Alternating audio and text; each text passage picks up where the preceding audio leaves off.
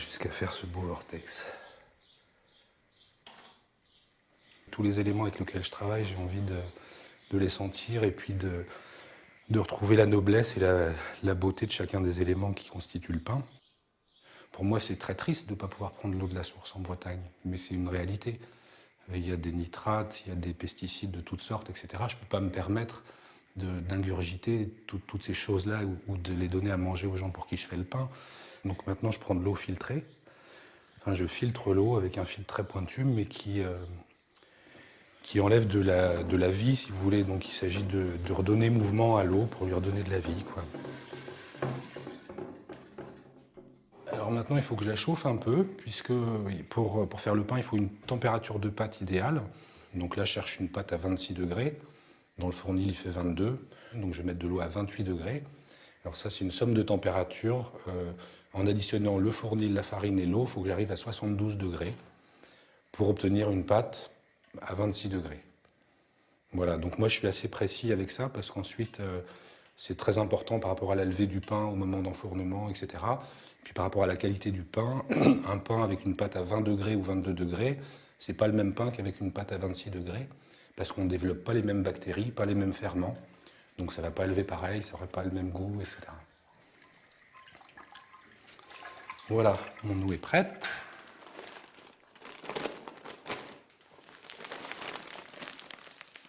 Donc ça, c'est une farine que j'ai moulue il y a 2 jours parce que j'aime travailler avec de la farine fraîche. Ça a plus de vitalité, ça développe davantage d'arômes. Et du point de vue nutritif, la farine garde énormément de nutriments qu'elle va perdre au bout de quelques jours. Donc idéalement, il faut l'utiliser avant une semaine. Rien qu'en mélangeant là, j'ai déjà un peu une idée des arômes que mon pain va développer ou non. Et de même, selon le type de blé, la sensation de la farine n'est pas du tout la même. Donc quand je mélange, là, j'ai déjà énormément d'informations qui vont influer sur la façon dont je vais travailler en réalité. Alors là, je vais faire à peu près 55 kg de pain. Donc là, je vais mettre, il y a à peu près 35 kg de farine, 23 litres d'eau. Maintenant, il faut que je pèse le sel. Je mets 33 grammes de sel par litre d'eau. Et ça correspond curieusement à peu près au taux de sel qu'il y a dans l'eau de mer. Et alors, comme il y a des gros cristaux, je le mélange bien à l'eau avant pour qu'il soit bien dissous.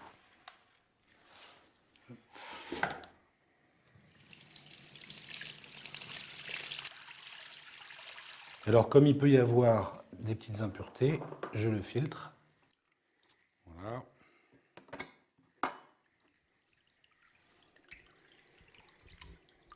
C'est parti.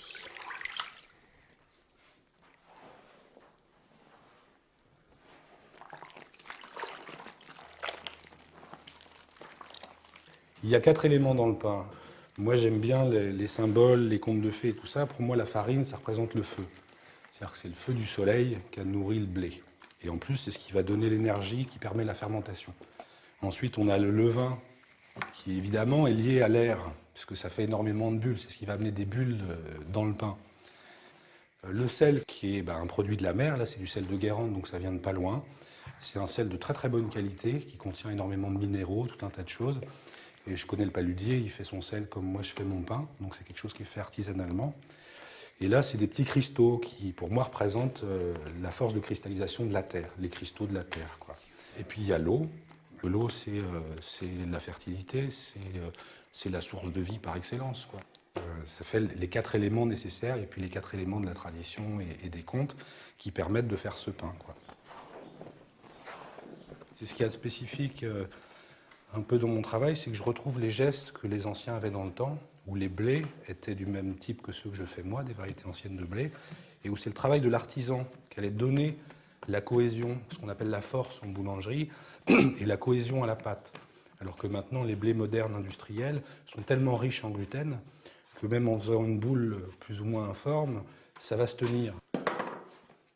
Il y a différents gestes, vous avez vu, il y a ce geste-là, qui est plus pour incorporer à l'intérieur la farine, et puis le geste qui consiste à allonger la pâte et à la replier. C'est comme ça qu'on donne au gluten, ces fameuses protéines élastiques, là, cette cohésion, cette force qui fait que ça se tient. Ne me demandez pas pourquoi il reste un bon kilo de farine. Si je m'étais tenu à la théorie, j'aurais dû mettre 35 kg de farine pour 23 litres d'eau. Et j'aurais tout mis, j'aurais une pâte trop ferme. Alors que là, je sais que j'ai la bonne texture de pâte. Alors est-ce que c'est le taux d'humidité de la journée, le nombre de paramètres invraisemblables qui jouent dans les processus du vivant? J'en sais rien. Ce que je sais, c'est que là, j'ai mis la quantité qui correspond pour avoir la texture de pâte qu'il faut. Voilà, donc c'est intéressant d'avoir des repères, mais il ne faut surtout pas se laisser figer par de la théorie quand la pratique elle nous dit que là, je vais avoir un pain tendre.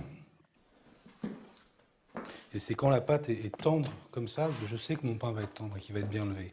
Si je fais une pâte ferme, je sais qu'à cœur, je n'aurai pas un pain aussi tendre, aussi alvéolé, aussi levé, quoi.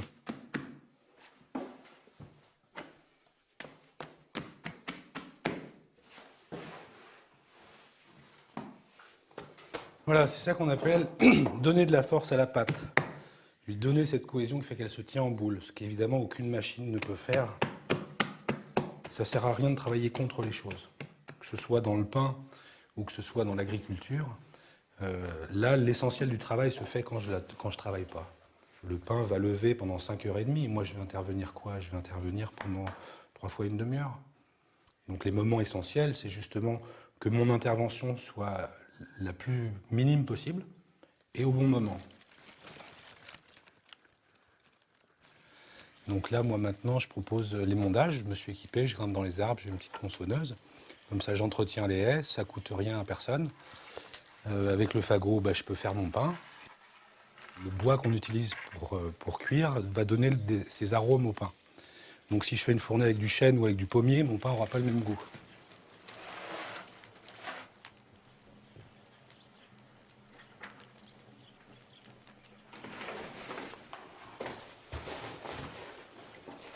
Voilà, donc ça c'est des binoches, ils appellent ça des jeux aussi dans la région, c'est fait par les anciens, qui récupèrent de la ganche, ils appellent ça s'appelle de la moline en fait, c'est la paille de sous-bois. Et le pain lève très très bien dedans parce que ça garde bien la chaleur. Voilà.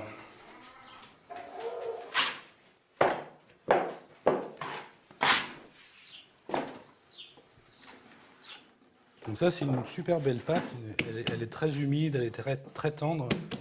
Donc là elle peut s'étaler très très largement. Et donc c'est là qu'il va bien falloir tendre les gluten pour justement révéler le caractère élastique de la pâte. Donc plus je vais y aller, plus elle va se tenir alors qu'au départ elle coule.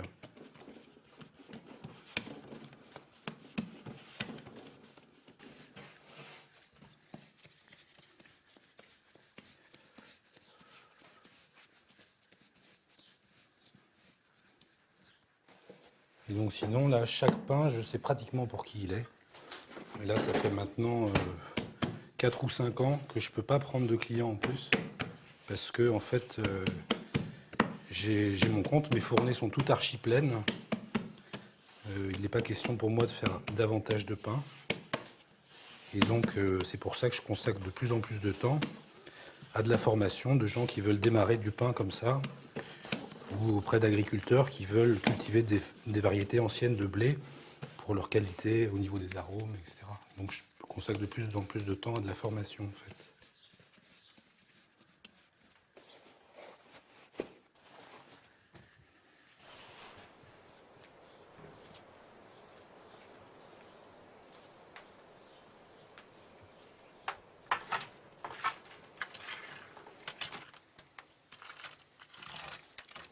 Voilà, donc il s'agit de bien répartir la braise pour que le four soit chaud de façon homogène. Donc mon four, je sais qu'il est prêt quand toutes les briques ont blanchi, y compris celle de devant. Et ensuite, même le blanc va venir jusque sur le devant du four, là. Il va y avoir un liseré blanc qui se fait sur la pierre devant. Et c'est en fonction de l'avancée du blanc que je connais approximativement la température de mon four. Donc je sais que tant que la voûte n'est pas intégralement blanche, mon four n'est pas chaud. Il n'est pas suffisamment chaud pour cuire le pain. Dans ces fours-là, qui sont des fours traditionnels, on dit des fours bretons, des fours de ferme, il y a une qualité de cuisson qui est unique du fait de la cuisson dégressive. Et on enfourne dans un four assez chaud, et ensuite la chaleur tombe durant la cuisson. Et c'est une qualité de chauffe qui est incomparable en fait. Les anciens disent tous qu'un bon four, c'est un four qui chante. Alors si vous écoutez le crépitement du bois, il y a beaucoup d'écho. En fait, ça veut dire que les ondes se propagent d'une façon harmonieuse, donc que ce soit le son ou la chaleur.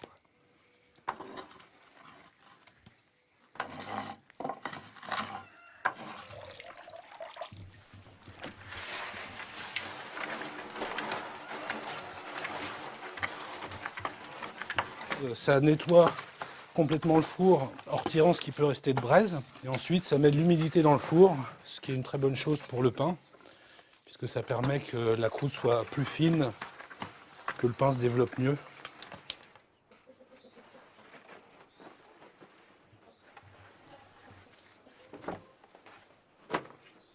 Alors ce dessin que je fais, on appelle ça la grigne. C'est suivant ce dessin que le pain va éclater dans le four. Et la grigne, c'est ce qui permet ensuite qu'on ait des petits morceaux à grignoter. C'est en même temps la signature du boulanger.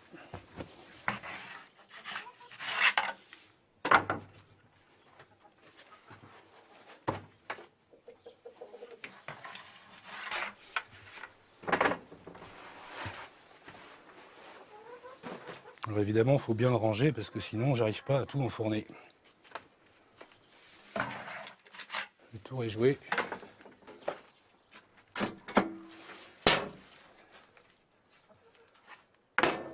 Bon voyage. Là, dans le four, le pain va perdre 20% de son poids en eau. Donc là, l'objectif, c'est de bien garder la vapeur dans le four pour que le pain se développe bien. Sinon, la chaleur aurait tendance à durcir la croûte trop vite et de bloquer le pain.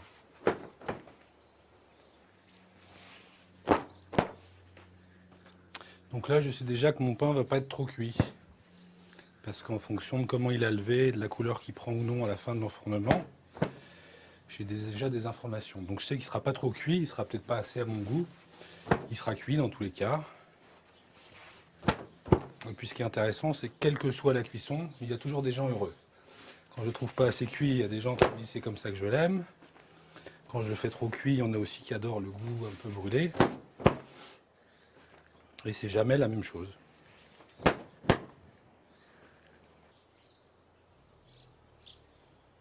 Poulette, voilà pour vous.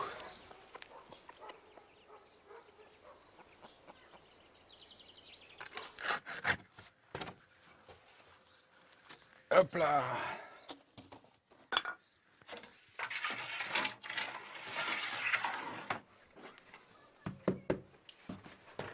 Alors quand il est bien cuit, quand on tape dessous, ça doit sonner dur.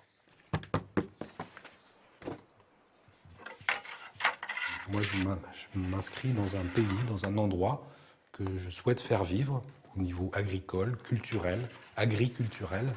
Et en fait, le pain, pour moi, c'est ce qui réunit tous ces éléments-là et qui me permet de participer au monde, à la société de l'endroit qui me paraît le plus juste, en essayant toujours d'améliorer ce que je fais et en prenant plaisir à ce que je fais. Parce que je ne vous cache pas que le pain, j'ai commencé à le faire pour ma petite famille, mais qu'aujourd'hui, je fais le pain avec autant d'amour alors que je le vends à des gens que je ne connais pas forcément au départ. Et donc, je pense aussi que c'est vital dans ce qu'on fait d'apporter de l'âme, d'avoir plaisir à ce qu'on fait.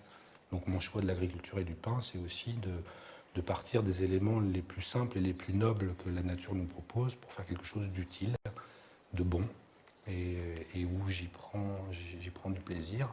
Ça me fait grandir, moi aussi. J'apprends des choses comme ça. Voilà, donc ne pas oublier deux choses absolument cruciales.